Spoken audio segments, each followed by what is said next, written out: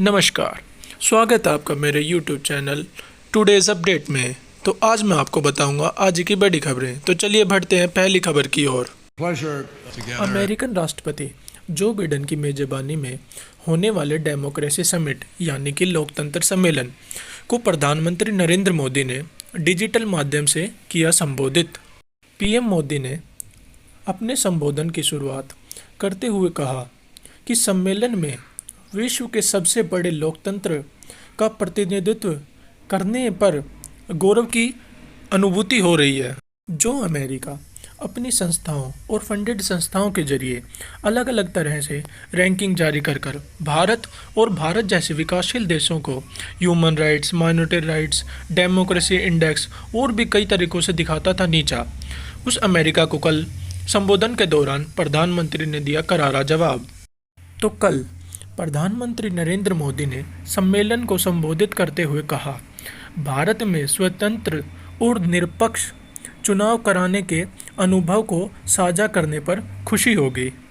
PM Narendra Modi ने लोकतंत्र का सही मतलब भी दुनिया को बताया और कहा, लोकतंत्र सिर्फ जनता के द्वारा, जनता के लिए सिर्फ इतना ही नहीं है, बल्कि जनता के साथ और जनता में समाहित भी है। प्रधानमंत्री ने यह भी कहा कि बहुदलीय चुनाव, अब हमारे यहाँ बहुदलीय चुनाव होते हैं। जैसे इलेक्शन में हमारे यहाँ कई पार्टियाँ हिस्सा लेती हैं। अब चाइना को ले ले, चाइना में रिपब्लिक ऑफ चाइना एक ही पार्टी है। अब लोकतंत्र में बहुदलीय चुनाव होते हैं। स्वतंत्र न्यायपालिका और स्वतंत्र मीडिया जैसी विशेषताएं लोकतंत्र का महत्वपूर्ण हिस्सा है। अब ये तो हमें सभी को पता है कि मीडिया पूरी दुनिया में कितनी स्वतंत्र है। और पीएम ने कहा, लोकतांत्रिक प्रक्रिया ने पिछले 75 साल में लोकतांत्रिक राष्ट्र निर्माण की असाधारण गाथा रची है। कहा, लोकतंत्र राष्ट्र के सामाजिक और आर्थिक विकास में भी सहायक है। अब ऐसा क्यों कहा? अब जहाँ लोकतंत्र होगा वहाँ समाज भी अच्छे से रह पाएगा और आर्थिक विकास भी हो पाएगा। साथ ही स्वास्थ्य, शिक्षा और मानव कल्याण की प्रगति में भी सहायक है। और अंत में भारत की गाथा विश्व को यह साफ संदेश है कि लोकतंत्र सफल हो सकता है और भारत में लोकतंत्र सफल हो रहा है और लोकतंत्र सफलतापूर्वक काम करता रहेगा। अब ये क्यों कहा? अब यहाँ देखो, जैसे पाकिस्तान है, वहाँ पे भी लोकतंत्र है, लेकिन वहाँ लोकतंत्र काम करता है? कोई बता नहीं सकता कि वहाँ सेना की सरकार है या लोगों के द्वारा चुनी हुई सरकार है।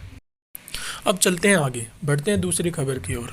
अब दिल्ली से सटे राज्य हरियाणा के गुरुग्राम शहर में खुले में नमाज पढ़ने पर पिछले कुछ समय से बहस छिड़ी हुई है।